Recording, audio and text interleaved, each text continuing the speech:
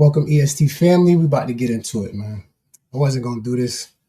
Just sitting over here chilling, but we're gonna do it. We're gonna get right into it. We're gonna talk about the trans shooting in Canada, and we're gonna get some clarity on what's actually going on. I'm about to basically show y'all some videos, and we'll have a conversation.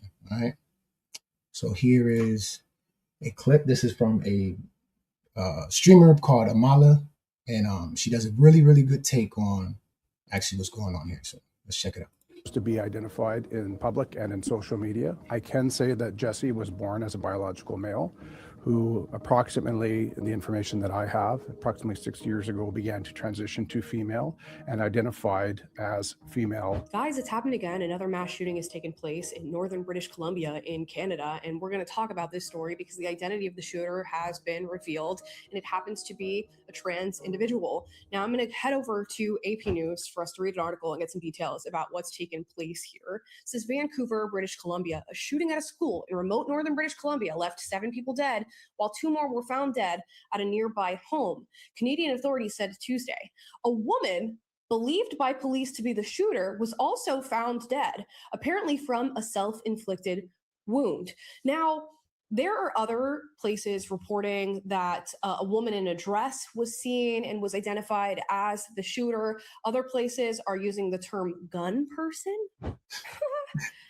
Which we're going to talk about in just a moment. I'm actually going to show you clips of that word being utilized, when in reality, in identifying this shooter, we found out that it is in fact a biological man by the name of Jesse Strang. Now, I'm going to keep reading this article here. It says Royal Canadian Mounted Police said more than 25 people were wounded, including 2 who were airlifted to a hospital with life-threatening injuries after a shooting at Tumbler Ridge Secondary School. Now, I did look this up. Secondary school in Canada is the term they use for high schoolers. So this was predominantly high schoolers who had their lives taken in this shooting, and then 2 more individuals, as I said before, who had their lives taken at a nearby home. Tumbler Ridge in Canada, in the Canadian Rockies, is more than 1,000 kilometers northeast of Vancouver, near the provincial border with Alberta.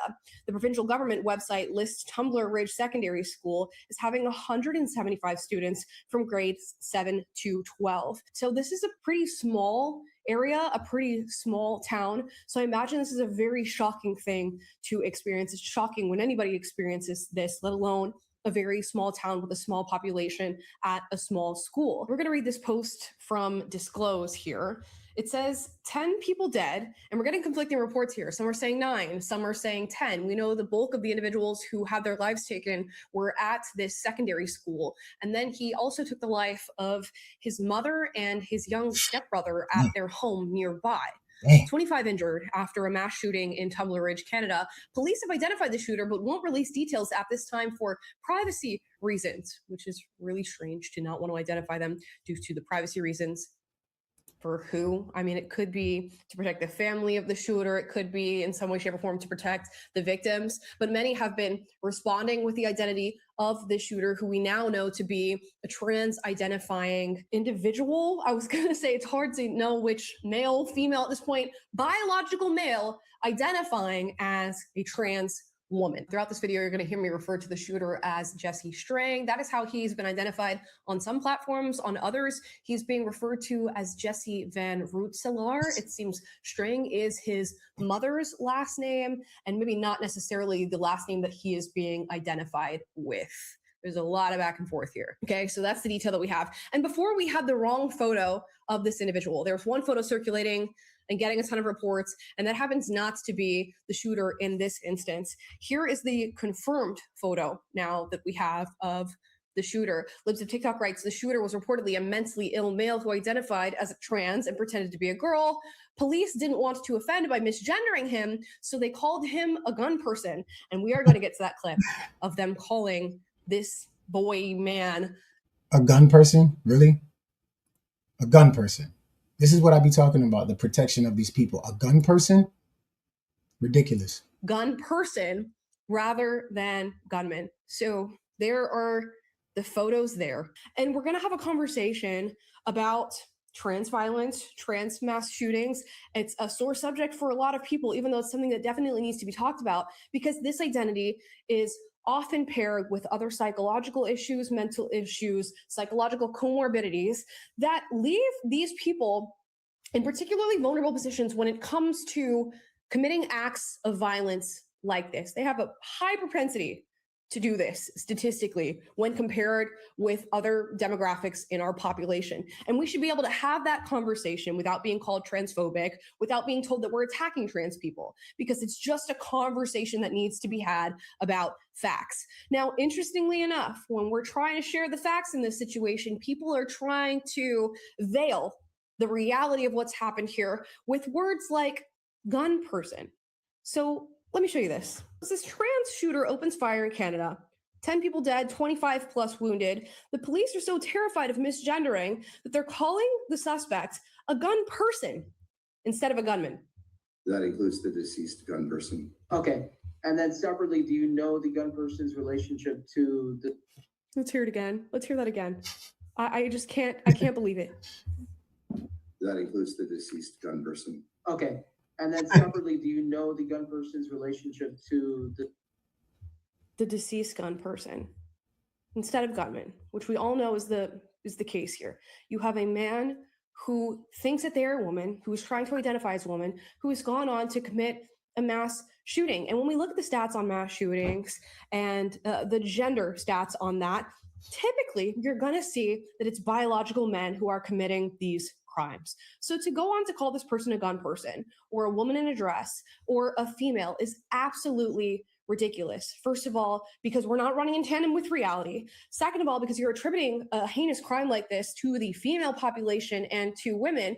And we're just completely overlooking a certain demographic of this population that seems to have a high propensity for committing crimes like this. And that's not to say that all trans people are violent and that all trans people are mass shooters. It's just to say that among this group, there does seem to be a high probability of at least a few of them going on to commit acts of violence of this nature. Exactly. And they have found video footage of this shooter, Jesse Strang, and he's been practicing, I guess, his shooting at gun ranges.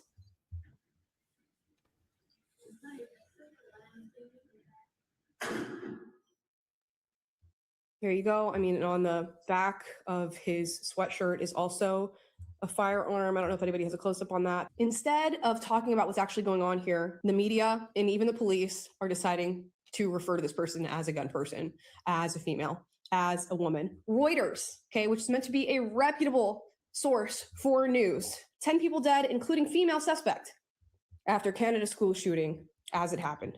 Guys, how long can we continue to let this go on? We have to call this out. We have to be honest about what's going on. How many more of these occurrences do we need before we start telling the truth? And this has happened in Canada. I'll take us over to the United States. We've covered instances like this taking place here.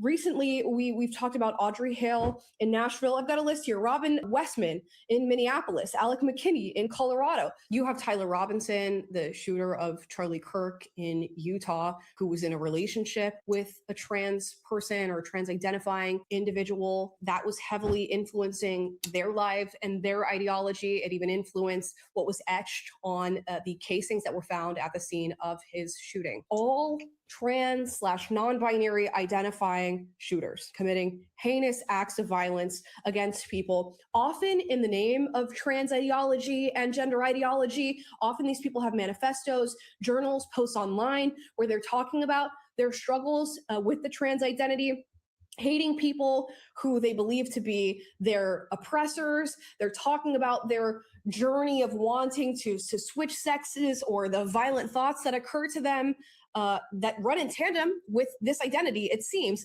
And the same can be said for this Jesse Strang. People have gone and found different social media posts made by this boy at the time of some of these social media posts, who's now a man going out and committing a crime like this. Matt Walsh, in fact, 3 years ago, posted a screenshot, and people have identified allegedly this post to be Jesse's, something that he posted apparently when he was 15.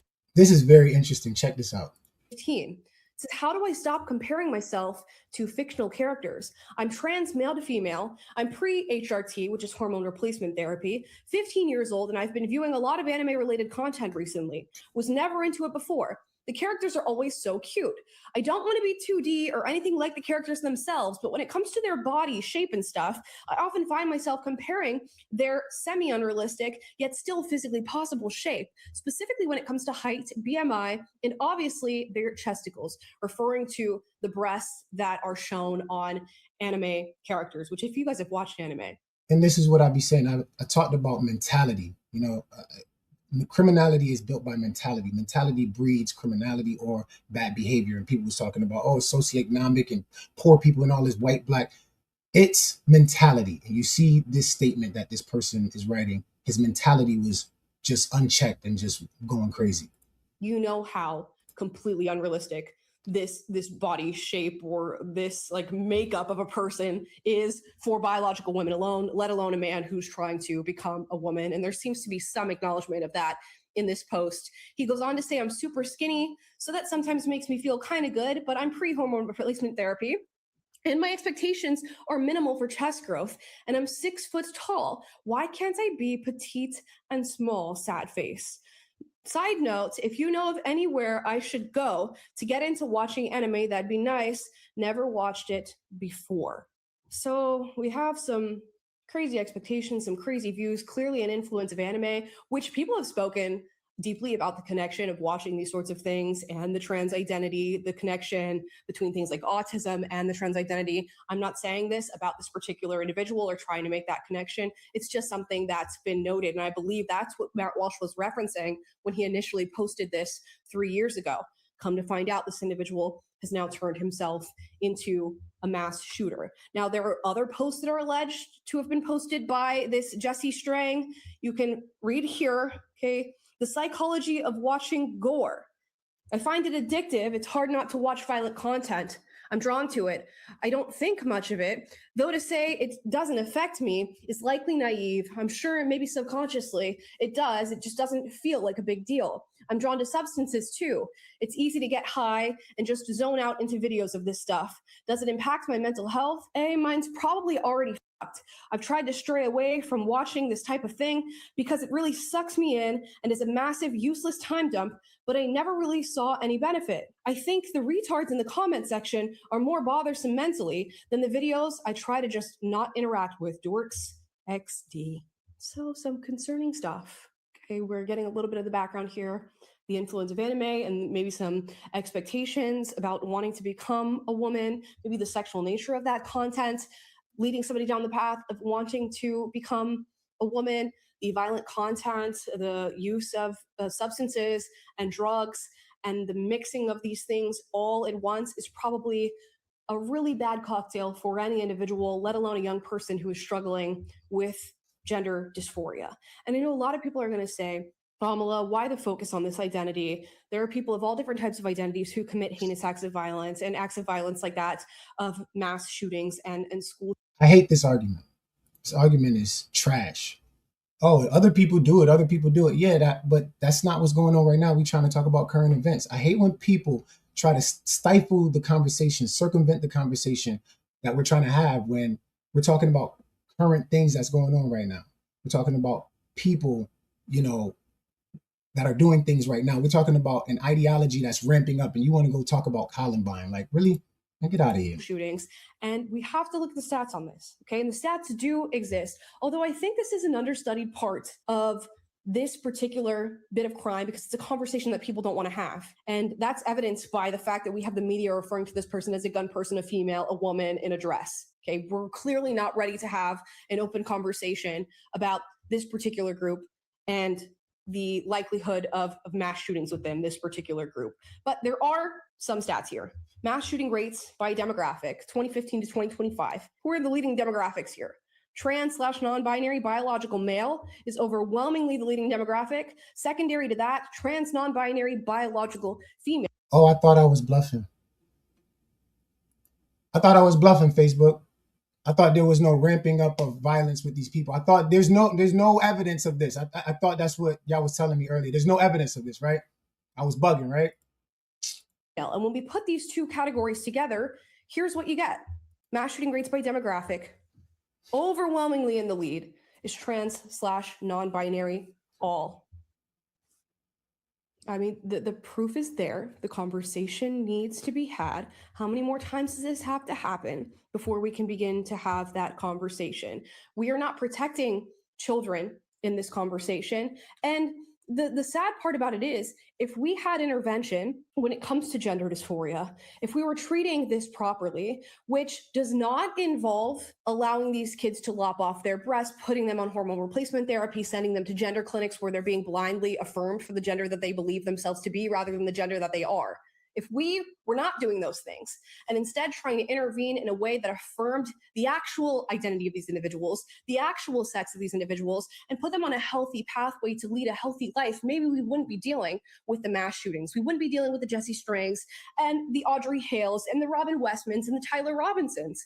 And how many Mentality. They're keeping the mentality going. They're sedating these kids. They're giving them hormone blockers. They're giving them all kinds of medicines that messes up their mentality. more times do we have to see these things take place and see the obvious connection between trans ideology and the result before we have the conversation and talk about it? Because when we see mass shootings of any kind, it seems more often than not, there are very clear red flags and signs that these individuals are going to go on to commit and act like this. And I'm talking outside of the transgender identity.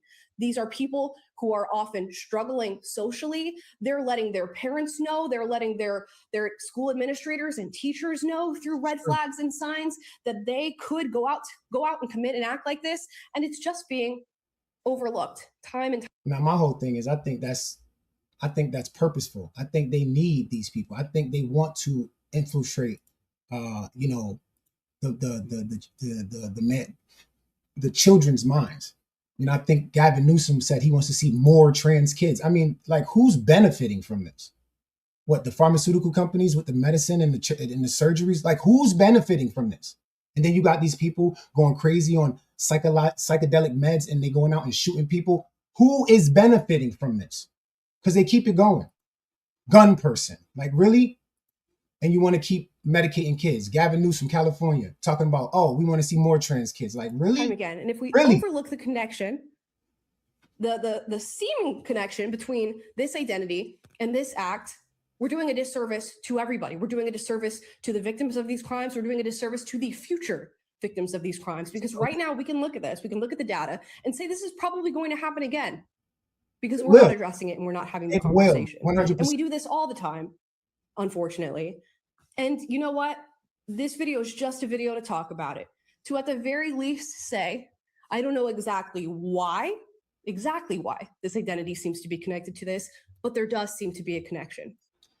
And I digress, I thought I didn't have facts. I thought I didn't know what I was talking about. I didn't answer. I thought this is what y'all was doing all day to me. But I digress. I just proved my point. At the end of the day, that community is becoming very violent, and we need to have a conversation, because now violence against children seems like the whole thing that they're into. So now we need to have a conversation and put it back into perspective that these people are mentally challenged and they need to have help, not affirmed in their mental challenges. Thank you for tuning in. This is the Established Pod, where we establish sound truth. I'll see you later, EST family, and we'll do this again tomorrow. We're going to keep establishing truth because, everybody out there talking, but nobody's actually really establishing a truthful foundation about what's actually going on in the world. So I'm going to be bringing it to you live and direct pretty much every day, every other day. We're going to do this. We're going to get into it. We're going to have a conversation. All right, until next time, EST family, stay blessed. Christ is King.